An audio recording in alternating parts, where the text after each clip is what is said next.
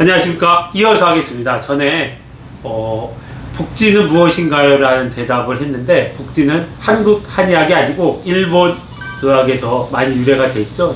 일본 쪽의 처방을 활용하는데 많이 사용하는 방법입니다. 그래서 한의사분들 중에 일본 쪽 처방이나 복진을 주로 하시는 분들이 있어요. 그런 분들이 복진을 하게 됩니다. 이거 추가로 말씀드릴게요. 이어서 좀 질문을 하겠습니다. 한약을 먹고 효과가 있다는 것을 환자들이나 의사가 혹시 어떻게 알 수 있을까요? 한약을 먹고 효과가 있을 때는 환자는 어떻게 아나요? 재반 증상이 좋아진다? 그럴 수도 있겠죠. 그러나 대체로 가장 먼저 느끼는 거는 소화가 잘 된다, 숨쉬기가 편하다, 또 하나는 대소변의 변화가 옵니다.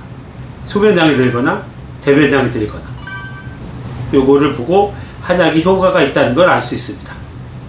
반대로 의사는 그러면 환자는 자기가 대변이 양이 늘어났다, 소변량이 늘어났다 하는데 의사는 어떻게 혹시 알 수 있을까요? 얼굴색의 변화, 그리고 맥으로 할 수 있죠. 근데 이런 거 너무 어려우니까 환자가 얼굴이 환해졌다 라든지 환자의 눈빛이 맑아지고 뚜렷해지면 좋아지는 것으로 봐야 합니다. 그러면 이렇게 한약이 효과가 있을 수밖에 없는 이유가 혹시 있을까요?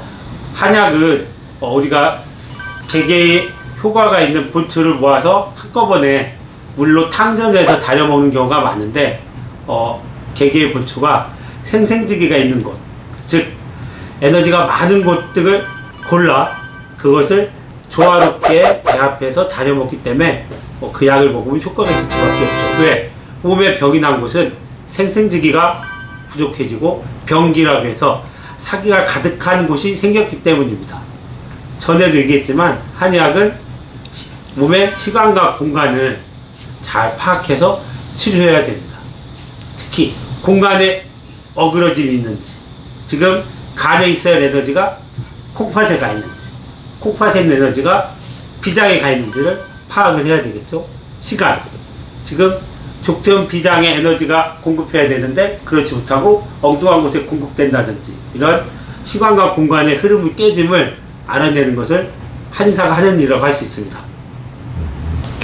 병원 같은 데서는 희귀병이나 난치질환 같은 경우를 그냥 사실상 대증 치료, 대증요법으로 퉁치고 넘어가는 경우가 많은데 한의학에서는 이걸 어떻게 접근하나요? 이거는 굉장히 어려운 문제인데, 저희 16형 의학 공부하는 발용학에서 하는 방법을 알려드리겠습니다. 첫째, 희귀질환은 사상의학으로 접근을 하고 난치질환은 16형 의학으로 접근을 합니다.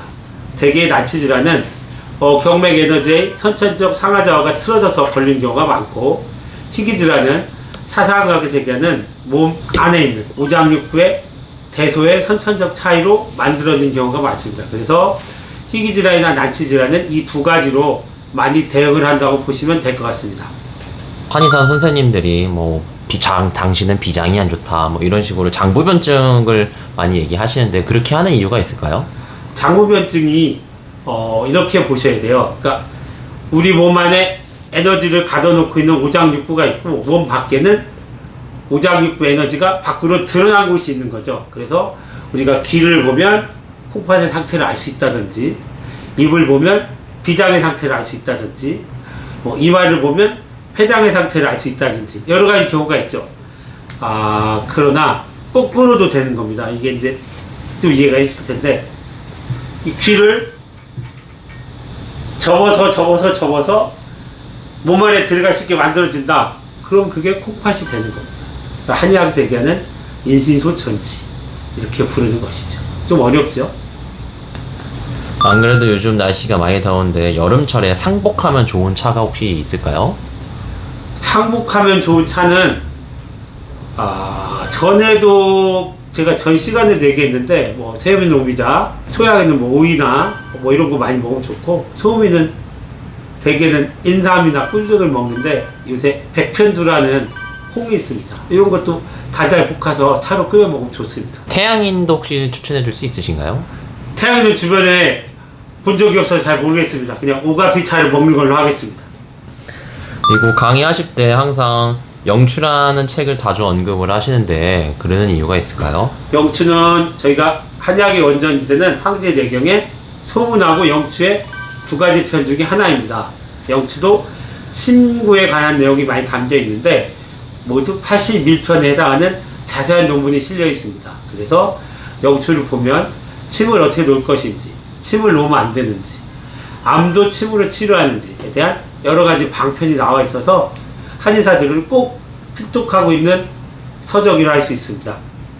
지난번 강의에서 침을 뭐 쫓고잡다가 빼는 속도에 따라서 뭐 보법이니 사법이니 이런 얘기를 하셨는데 정확하게 어떤 건지 더 자세히 설명해 줄 수 있으신가요? 침의 보사는 침으로 에너지를, 경혈에 있는 에너지를 보충시켜서 빠져나가지 못하게 할 건지, 경혈에 사기라고 하는 나쁜 에너지가 있는 것을 빼낼 건지가 가장 중요한 핵심이라 할 수 있습니다. 그러나 항상 중요한 것은 그럼 환자가 지금 허한 상태인지 실한 상태인지를 알아내는 것이 중요하겠죠. 그래서 항상 진단이 중요하게 됩니다.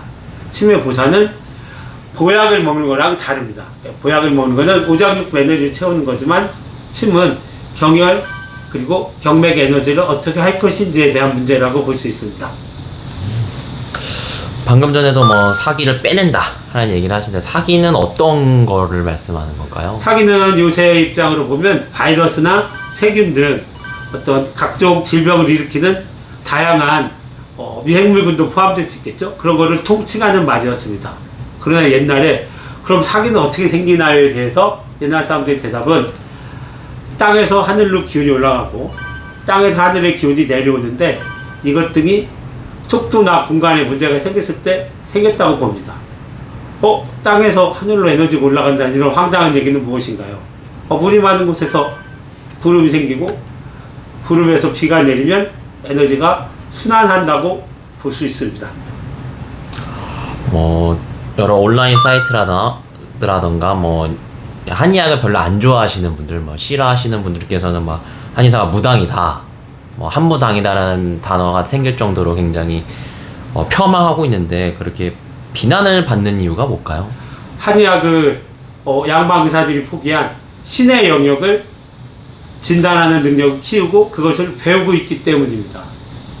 양방은 언제 신을 포기했죠? 제정일치 시대에 그 유명한 히포크라테스 선서를 하면서 뭘 포기하죠?